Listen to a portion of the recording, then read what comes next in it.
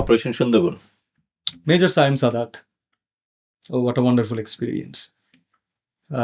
Almost 1.5-2 months training. র্যাবের একটা হচ্ছে হেডকোয়ার্টারে আর একটা হচ্ছে খুলনাতে লম্বা সময়। আমার যিনি আমার ক্যারেক্টারের রেফারেন্স ছিলেন তাকে, he was the leader of the commandos, তাকে সামনাসামনি দেখা। উনি আমার কলেজেরও বড় ভাই সামহাও, এটা পরবর্তীতে আমরা জানতে পেরেছি, নটরডেমের স্টুডেন্ট ছিলেন। এবং ওনাদের ইন্টারনাল ল্যাঙ্গুয়েজ শেখা, ডিফেন্সের ল্যাঙ্গুয়েজ পাবলিকলি একরকম, তাদের ইন্টারনালি আর একরকম। So that was very interesting.